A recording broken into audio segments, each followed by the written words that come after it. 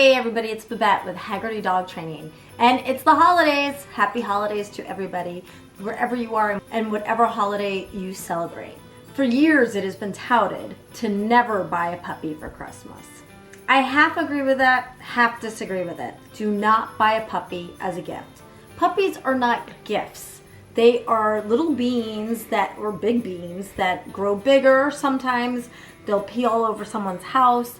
Somebody really has to be prepared for a puppy. It's not like it's a piece of jewelry or it's a TV set. It needs care. You're giving them a responsibility. It's kind of like, wrapping up a baby at an orphanage step and say, her name is Annie, we'll be back for her. Well, it didn't work out well for Annie, and Miss Hannigan wasn't too crazy about having another orphan there either. So my advice is never give anybody a puppy as a gift. Give them a gift certificate for pet supplies for when they get a puppy, but let them be the ones who choose the puppy and go out and get the puppy themselves.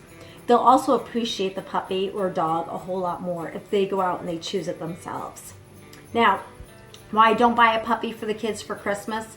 Kids will promise you up and down, inside and out, that they will take care of the dog. And do you remember that shiny new toy you had bought for them last Christmas? And then by springtime, it was in the garage sale? That's what's going to happen with that puppy once the puppy is jumping up on them, chewing their favorite toys, and nipping at their heels. The kids are not going to want the puppy anymore, and they're not going to take care of the puppy anymore. You are buying yourself a puppy when you get the kids a puppy for Christmas. My recommendation is buy your kids a dog bowl, a leash, and a collar, and tell them you can walk your imaginary dog for the next 3 to 6 months, and you can feed and water your imaginary dog twice a day for the next 3 to 6 months. When you do that, you will convince mom or dad that you are ready to take on the responsibility of having a dog. Once they do that, then you can consider getting a puppy. What you could also add into that gift of pet supplies with the imaginary dog is a gift certificate that says good for one puppy between, let's say, March 15th and May 31st. And that gives you guys enough time to research dogs, visit puppies, visit breeders, and really find the right puppy for your family while your children are busily taking care of their imaginary dog, proving to you that they are going to take care of the real dog when it gets here. Now remember, when you are getting a puppy, not only are you feeding it and caring for it, but you have vet bills to pay, and they're very high that first year especially, between spay and neuter surgeries, all of the vaccinations, and all of the checkups that they get that first year. And then when you go away, you're going to be paying for boarding or a pet sitter to take care of your dog. And I can assure you, there have been times where I have paid more for boarding my dogs than I did for my own hotel room while I've been on vacation. So it is a big expense, and it is something that you need to consider. Now, also, the reason why you don't want to buy a puppy for Christmas is it's often very impulsive. You don't want to buy a puppy impulsively. You want to research the breeders. You want to get to know the dog. Don't hop on the first website, and the first website you see that has pretty puppies, cute puppies, and all the nice colorful pictures with the pay now here button for PayPal. Okay, this is not Amazon Prime for puppies where you click on the link and the puppy gets delivered the next day. Puppies are not, iPhones or clothes that you're going to buy on Amazon. Take great care and caution when you're going to buy a puppy. Now, another reason why you don't want to buy a puppy for Christmas is Christmas can be pretty stressful as it is. You have people coming in and going out. You have maybe ornaments on your Christmas tree. Your dog is going to get into those ornaments. They're going to chew on the wires. They'll chew on the lights. There's wrapping paper around. There's ribbon around. There are all sorts of hazards. Plus, don't forget, yes, you might be home for a couple of weeks, but what happens in January when you go back to work and the kids go back to school? Who's taking the puppy out? Now, I don't know about you, but if you live in the northern climates where it snows and sleet and rains, I would not want to be walking a puppy 4 to 6 times a day, which is what you're going to have to do to housebreak that new puppy. So I don't recommend getting a puppy ever in the wintertime, unless you live in Florida, where it's beautiful all year long.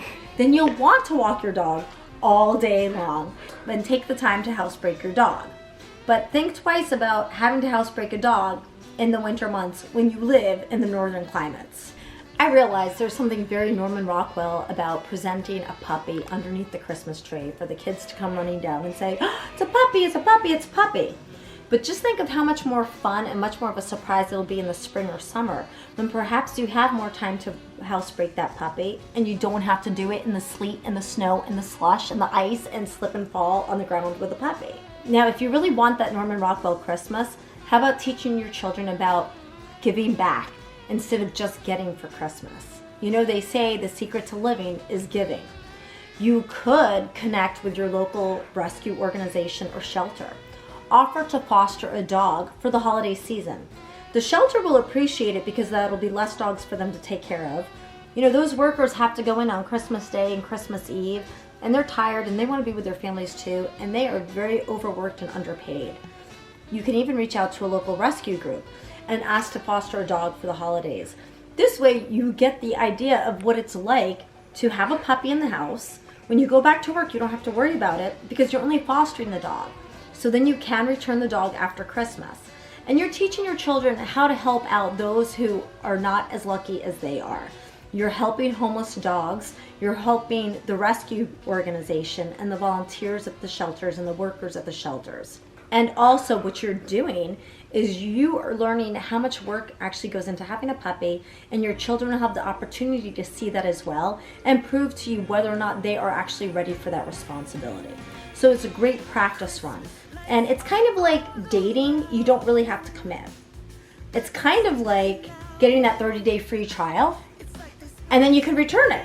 And you don't have to feel badly because you were just keeping it temporarily anyway. And just think of how much fun the puppy will have that it gets to have a family for Christmas. And don't worry, the puppy is not going to be devastated when it goes back to the rescue organization because it's going to be in another lovely home, I'm certain. Now, if you are insistent about getting a dog for Christmas, here's another one of my great ideas that I do have on occasion, believe it or not. Buy all of the items that the dog needs and print out a gift certificate for one good puppy. You can present those items to the children. You can go back and get the puppy, but what you can also do is wait a few weeks after Christmas, see if they're still asking for a puppy, and go to your local shelter. Because somewhere between the middle of January and the middle of March, all the Christmas puppies end up at the shelter. I remember many, many years ago, a single mom and her young son, they got really lucky. They took my advice. They went to Palm Beach County Animal Care and Control the week after Christmas, and guess what happened? There was a 9-week-old yellow lab puppy sitting there that had been a Christmas puppy. It didn't last very long, and this mom got this beautiful yellow lab for her son for Christmas. He wasn't under the tree, but it worked out perfectly for them because they were ready for the dog and they had done all the research prior to it. And I told them, go to the shelter after Christmas. You're going to get the bargain of a lifetime. And they did, and they lived happily ever after. So that's another idea. Go to your shelter after Christmas, and then you as a family can go pick out the puppy. But do both. Foster the puppy for Christmas, and then afterwards what you can do is then decide to adopt a dog once you all realize that you are all in and ready for the responsibility of a dog.